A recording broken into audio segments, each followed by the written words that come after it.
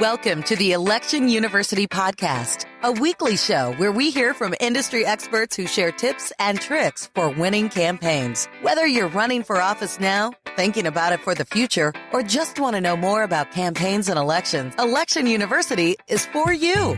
With Election University, click, learn, win. And now your hosts, Jason Bennett and Rainey Cohen. Hi, everyone. Hello.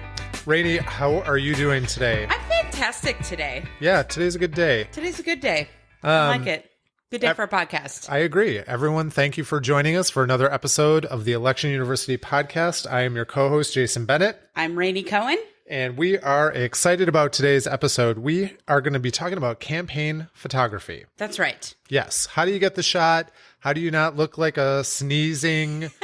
How did sleeping, your face not look all weird when you're like smiling? And right. Visuals are so important. They're the most to a important campaign.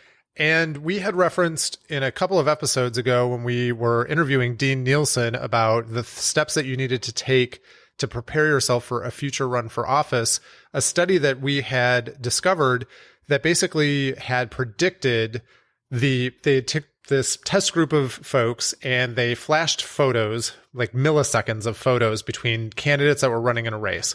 And the subjects were charged with selecting who they thought the winner of the election was just strictly on their photography. Based on their face? Yep.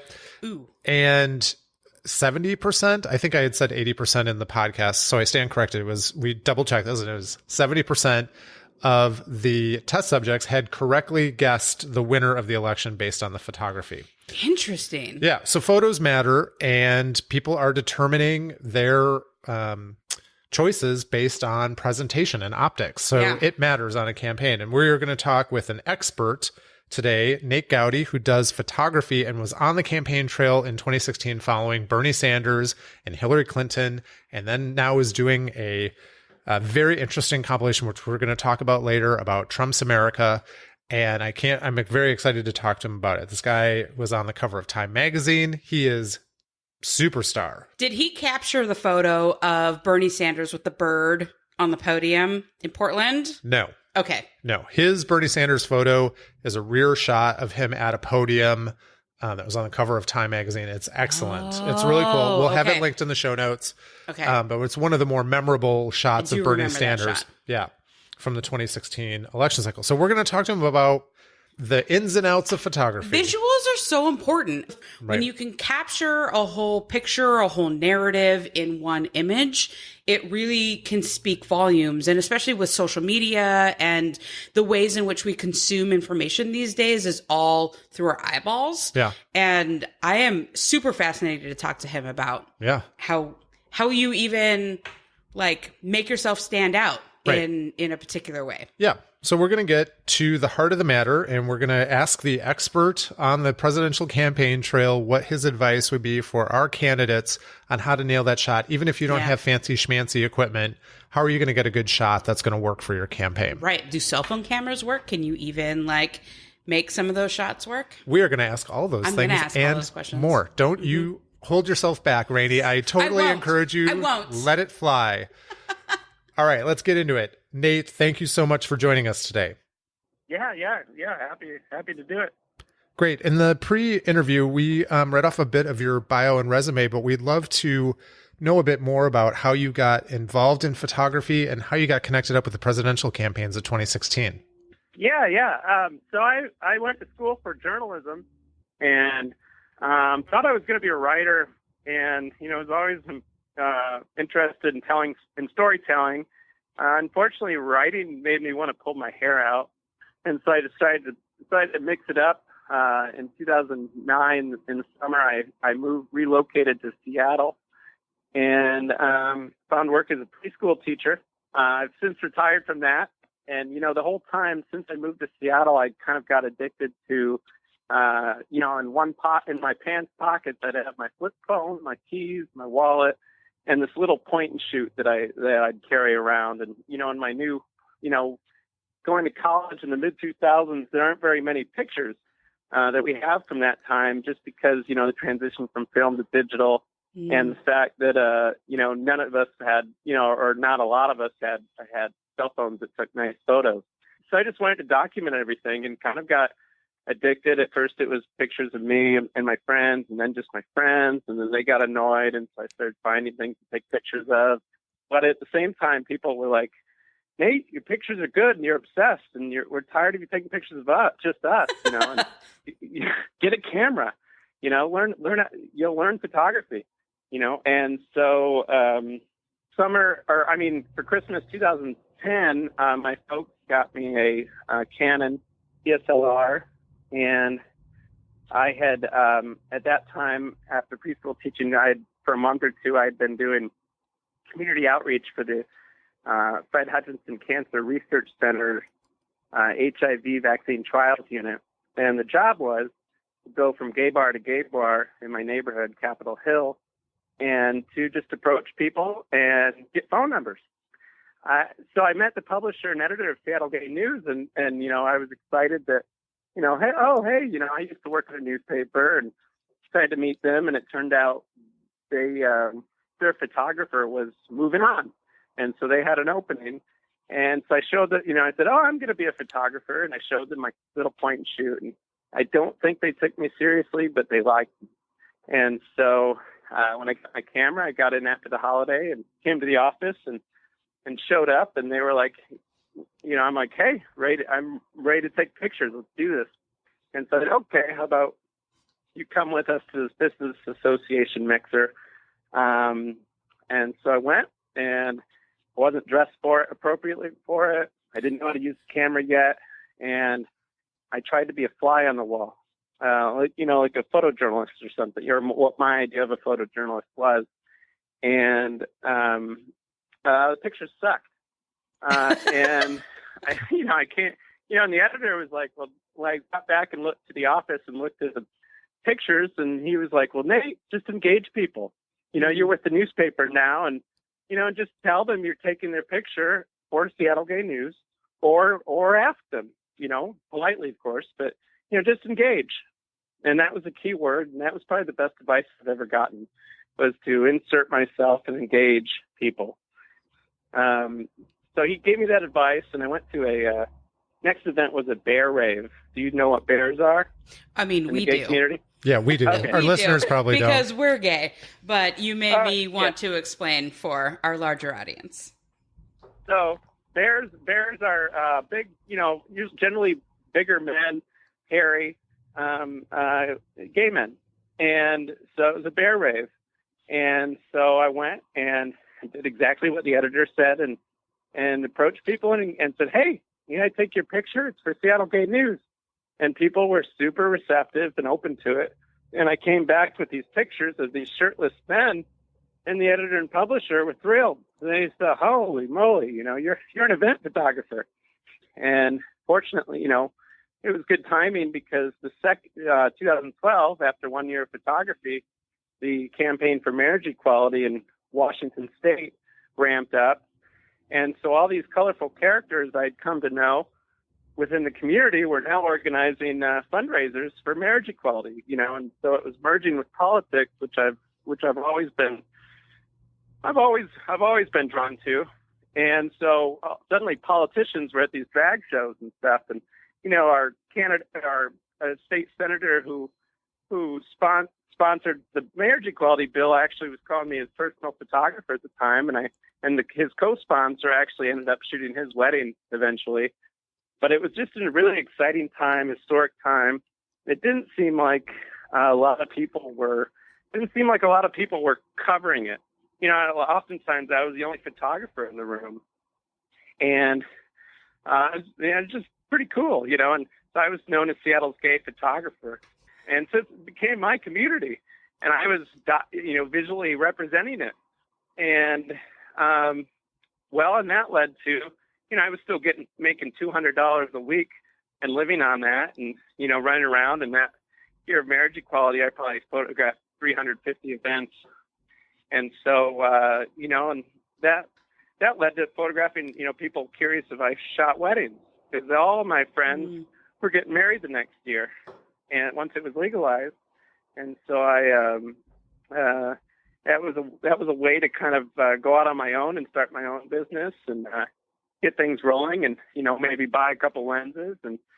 And so it went from weddings, and then I started, kind of branching out to, at this point I do headshots, and you kind of have to do it all as a professional photographer. Kind of got to be a jack of all trades. And so I'm pretty good at being a chameleon and kind of if you'll pay me, I'll take nice pictures.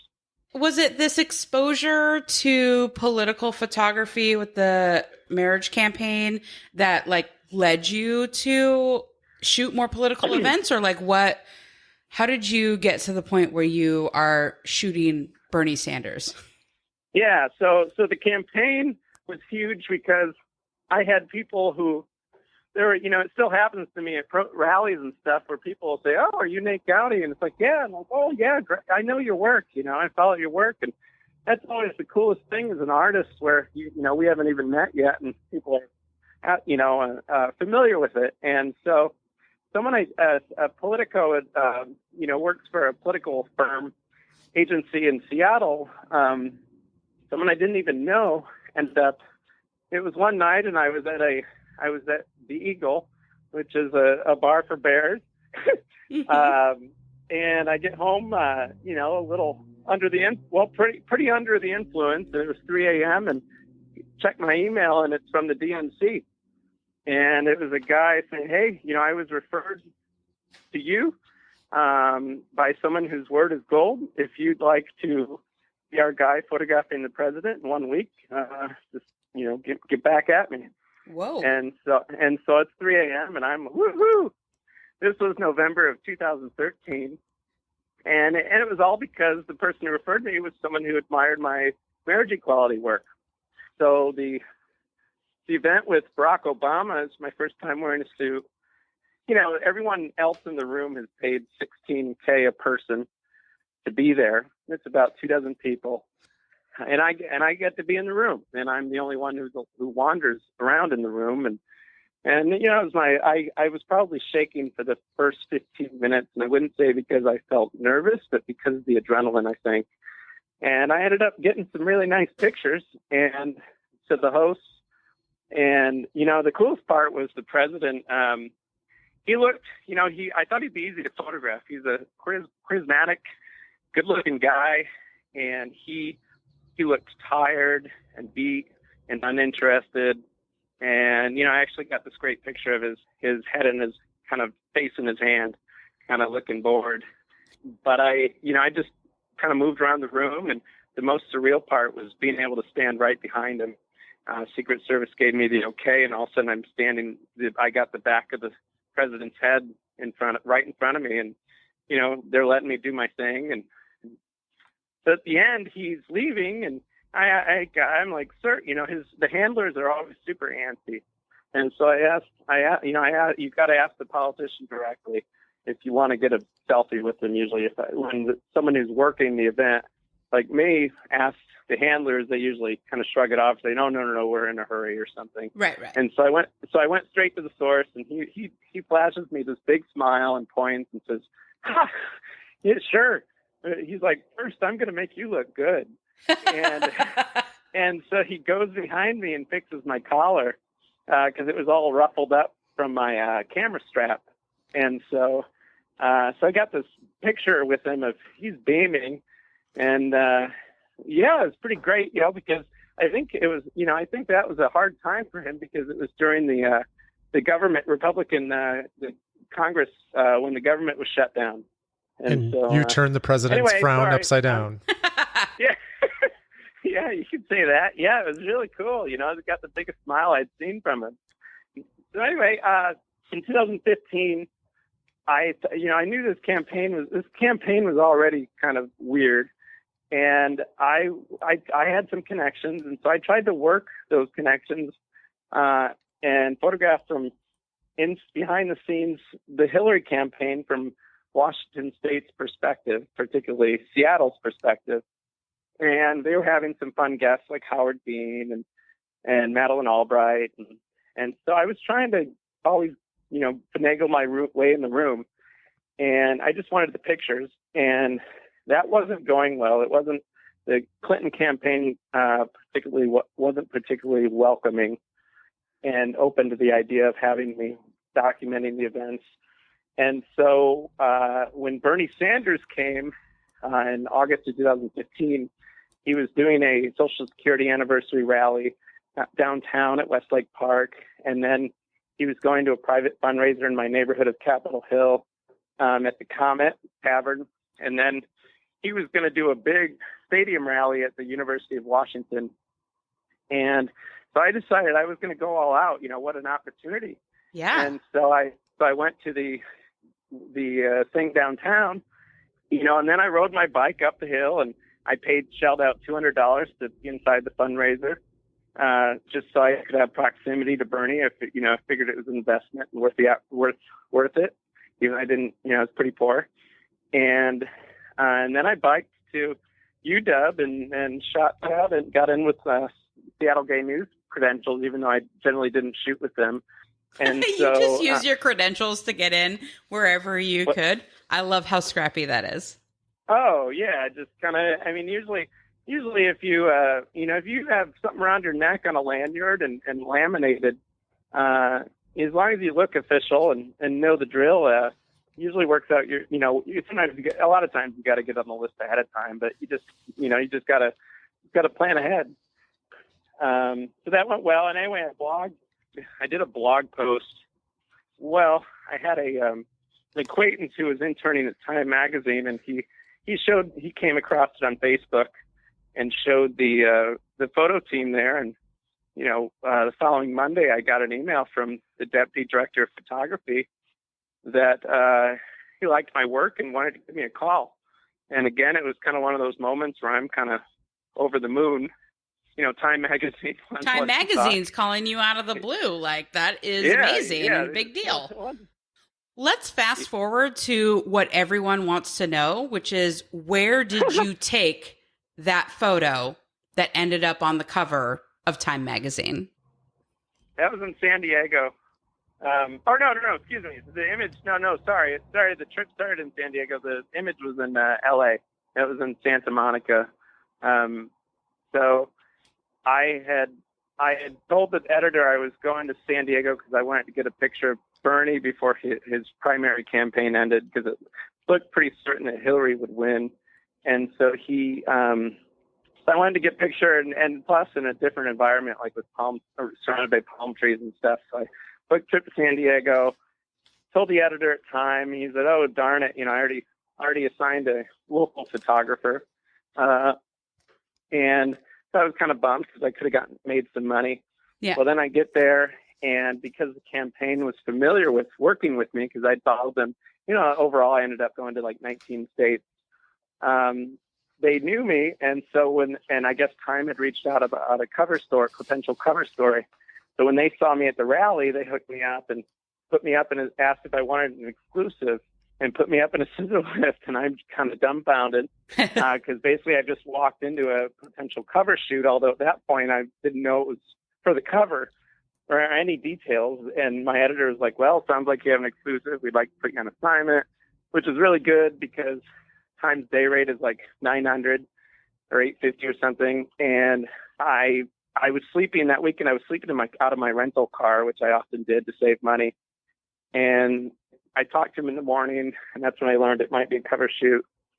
But they had the other photographer on assignment, and then she's a great. I looked her up, and I really admired her photography, but she obviously hadn't been a campaign photographer.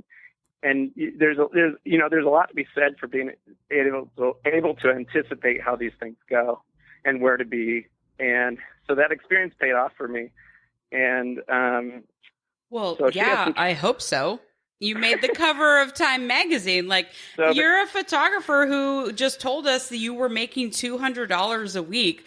Please tell me that when you land the photo that makes the cover of Time Magazine, that you get some sort of residuals off of that. Like you said, $900 a day, but do you get anything off of sales or any of that?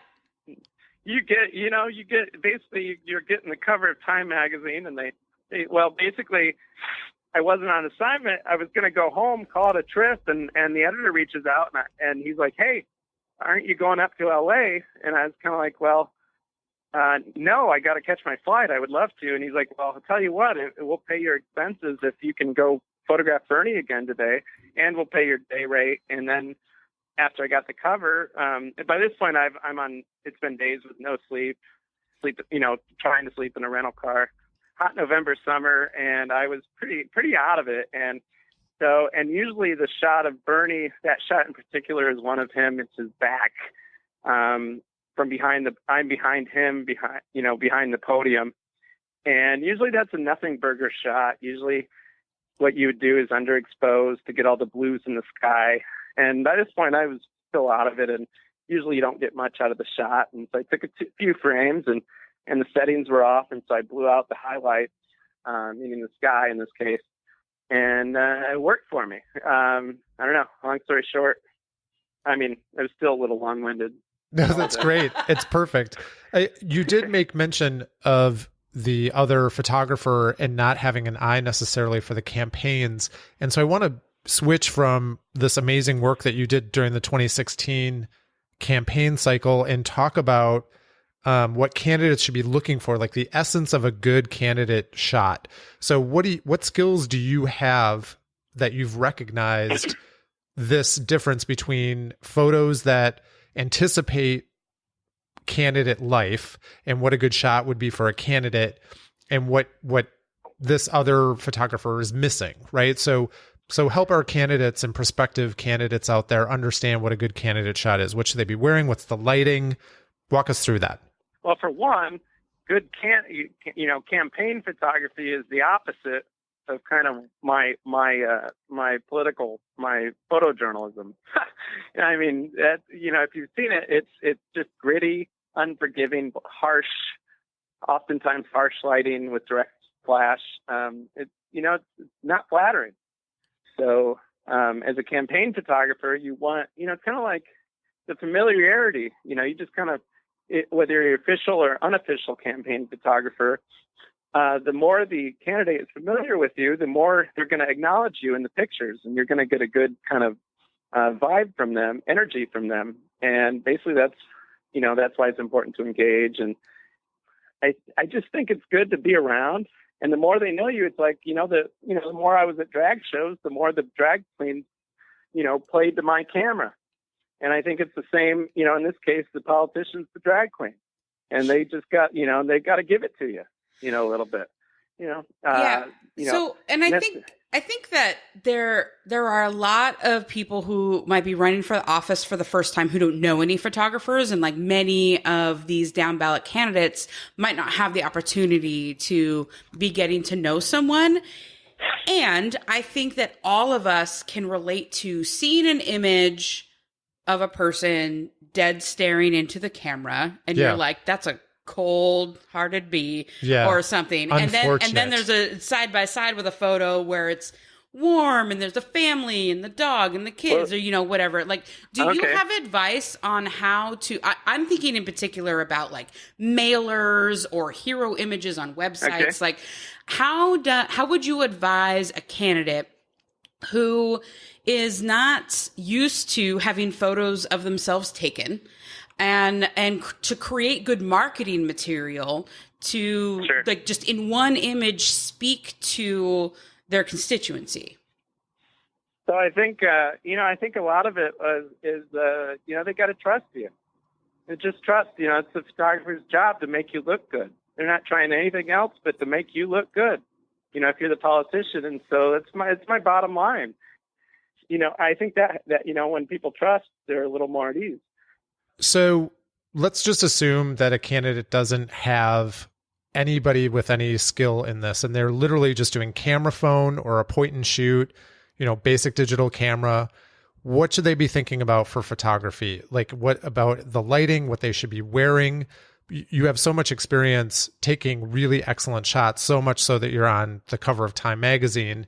So you're getting it, like what works visually for this.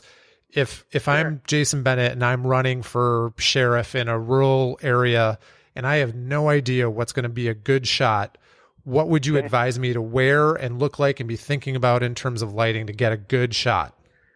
So I guess what I recommend when whenever I'm doing portrait shoots or family shoots with people is don't wear clothes that are too busy.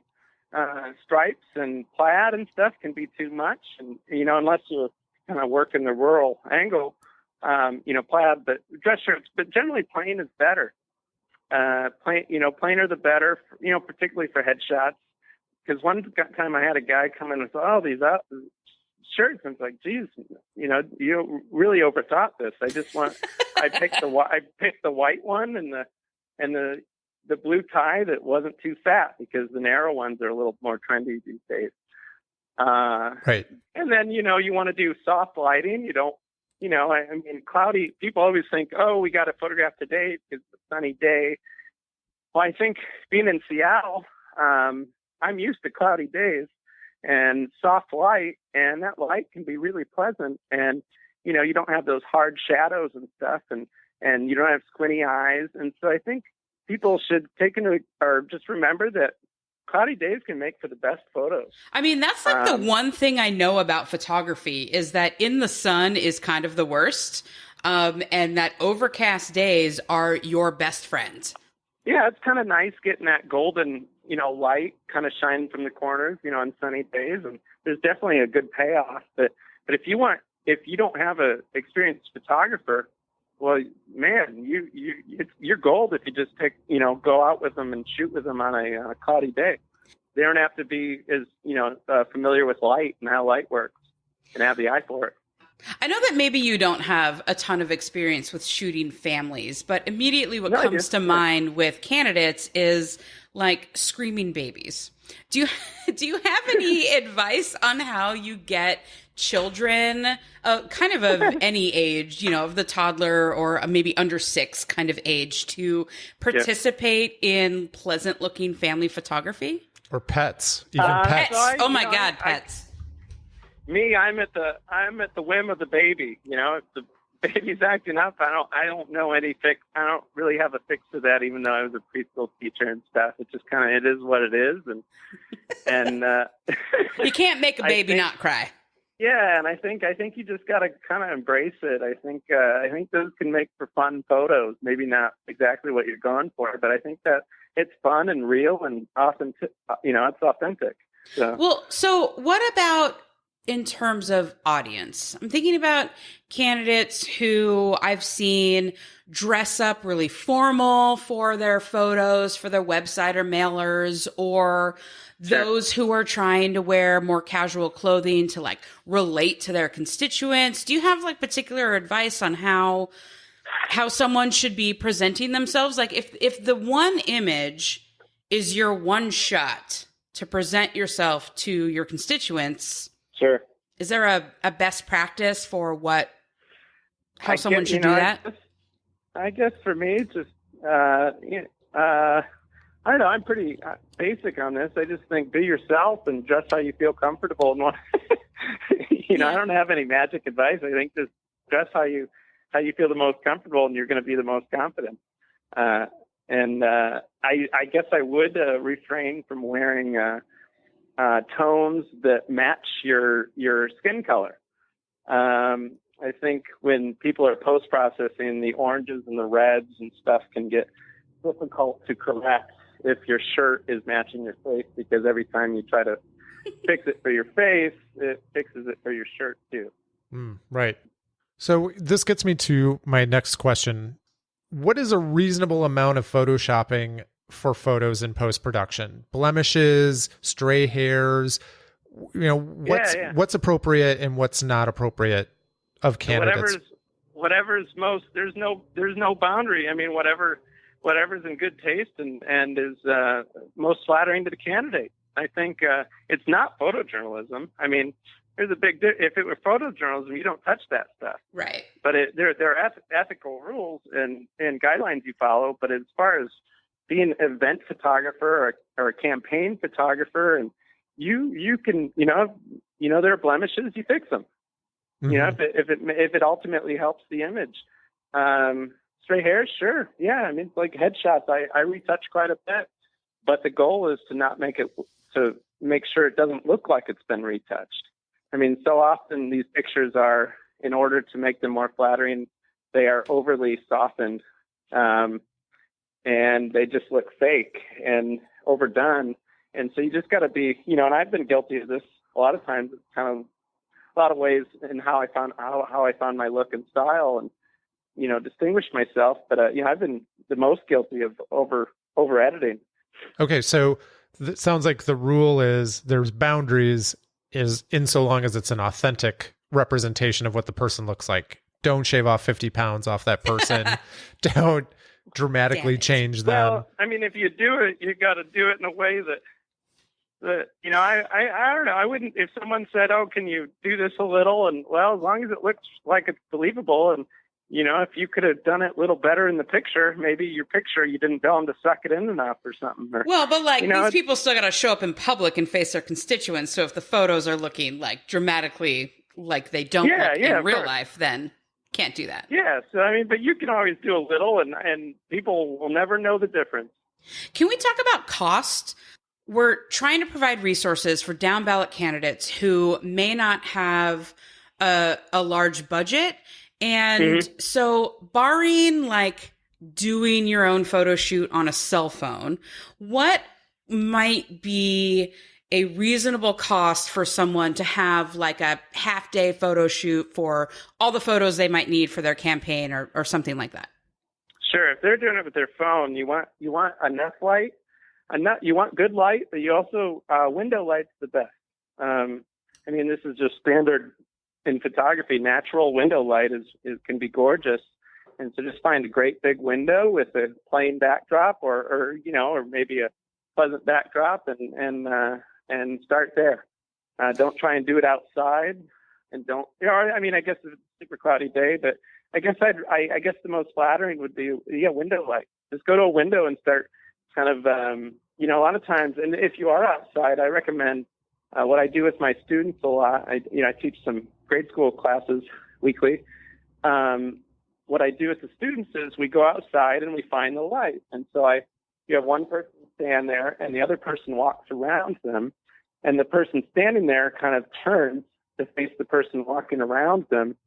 And you can see what the light's doing on the subject's face.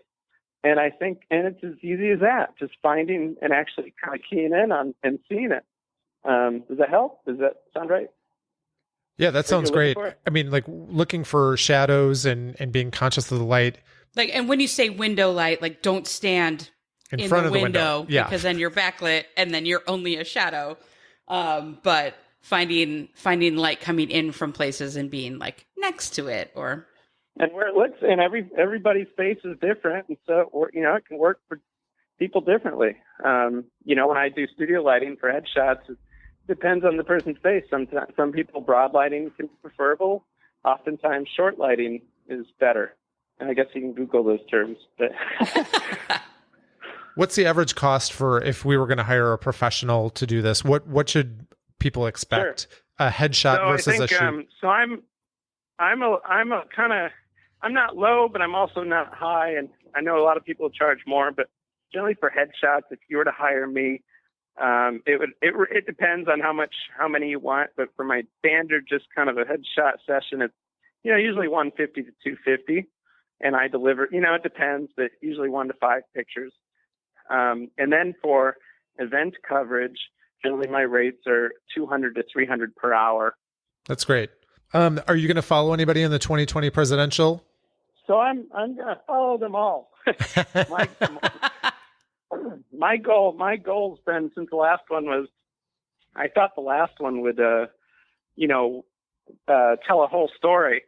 I envisioned it, ending with Hillary Clinton, our first woman president, and that would, and her inauguration would be the bonus chapter, and that would be my book and my work, and then I could lay low a little and get back to routine in Seattle, and and wait for the next crop of candidates and rabid supporters. There were lots of us that had that fantasy, by the way. You weren't alone. Yeah, absolutely. So basically, the story, I saw this. I thought this Trump thing was a blip, and my thing was it's happening now. I gotta, I don't care if I'm published. Fortunately, it worked out, and I made money and I was published. But otherwise, initially my goal was just to get the pictures, because this was a weird time in our history. It was the biggest story in the world. And so I just kind of put all my funds into making the pictures, and now it continues. And so it's all about getting in position to, my ideal would be covering it full time. I don't know if I'm going to be at that point, but I'd love to embed in New Hampshire and actually live there and kind of put myself where these things are happening regularly. And so we'll see what happens. But, if I can do it part time and keep a presence in Seattle, working doing client work and then taking my trips pretty regularly, that would make me super happy. Cool. So Nate, we've had an excellent time chatting with you today. Where can our listeners find out more about you and your work? Oh, well, my web page needs a refresh, but that's just www.nategowdy, Gowdy, .com. Gowdy like howdy, but with a G. And then my Instagram is just my name, Nate Gowdy again. And the Instagram is where I've been a little better about just kind of here and there posting stuff. I wish I were more consistent, but it's a lot, running your own business and doing everything. And I try to get updates, pretty regularly. But cool. That's great. Nate, thank you so much for joining us today. We really appreciate you taking the time. Yeah. Sorry if I was a little bit unwinded here and there. No, you're good. Don't worry. Okay. So thank you. Thank you again to Nate Gowdy for joining us. Excellent coverage of what photography needs to get done and what it should look like for campaigns. Rainey, what'd you think? I mean, I thought there was a lot of really good advice in there. And I think the number one thing to remember is that you can't manufacture your images completely, right? Nate referenced photojournalism a lot, and the idea of photojournalism is capturing a moment exactly as it's supposed to be versus doing headshots or family photos or something that is posed and you want it to conjure up, a particular image. And it's just really, really important that everyone involved in creating that image is on the same page. Yeah. I think. We forgot to ask this question during the interview about copyrights. Oh, yes. I really wanted to get to that. And Nate and I had an earlier conversation about this. So I want to, stress this. We didn't get to underscore this with him during the interview, but copyrights and permissions for use of photos. So if you go to Nate and you get your headshots done, for example, and you pay him for those photos, you should just get clear whatever his rules are around copyright and mentioning credits and giving him credit for the photography in your republication. So if you're using it in your mailers or in a video or whatever, you should just get clear what his expectation is on credits and copywriting. And then if you're scooping someone else's photo, for your mailers or any of your communications, you're not necessarily hiring somebody, but you're going on a website or you do a Google search and you find a really cool photo that you want to use, you definitely need to ask permission and probably have to pay the photographer for the work. So, I mean, just because you find it on Google Images doesn't make it a free-for-all for you to use in your own publications. Right. I run into that in my work because we create mailers, we create programs for our events, and, we hire photographers who will capture those events and absolutely every single time it is credit to the photographer. And then people ask me, can I use this amazing image that you have? And I'm like, you have to credit my organization and the photographer. Right. So just be really, really sure what the requirements are, because all the contracts are different. Photographers have different rules, and depending on pay scales and things, you can buy the rights to images or photographers retain the rights to those images. So just, clarifying with your photographer what the rules are. I mean, we could spend 3 or 4 episodes talking about photography, but this was meant to give you, just a taster spoon of advice on thinking about things like lighting and what you're wearing and skin tone and what does it look like outside and authentically photoshopping yourself and not making it look bizarre. So, we'll do follow-ups on this episode as well when we get maybe a little bit more specific about things like group shots and model release forms and, getting really, really granular about a 2.0 version, I guess it is, for lack of a better term, 201 version of this. I don't know. I like all these series we're creating, though. Yeah. In my brain, I've got multiple follow-ups. We have follow-ups on like 15 episodes that we need to do. I mean, that's the problem with doing these, is that I think about 15 questions in real time that we should be asking, but we can't abuse our interviewees' time. Or maybe that's the benefit of doing these, because then we have more things to talk about later. Yes, that's true. Future episodes in the making with Jason's crazy brain. You're listening live, everyone. This is it. The magic happen. Yeah, magic. So much magic. Listeners, what did you think of today's episode? We'd love your feedback and suggestions on what you think we should be covering in future episodes, or what you thought of this one. Was it helpful? Was it not helpful? Let us know. You can always email us at podcast@electionu.com. Any final thoughts, Rainey? Smile. Don't stand in front of the window, ding dongs. Okay. On that note, I'm your host, Jason Bennett. And I'm Rainey Cohen. Thanks again, and we'll talk to you next week. Bye. Thank you for listening. This week's episode has ended, but the campaign fun doesn't have to. Head on over to www.electionu.com, where you can access all of the links mentioned in today's episode, as well as the show notes. There you can also sign up for regular announcements or register for our campaign school. It's your very own online personal trainer for winning campaigns. www.electionu.com. Click, learn, win.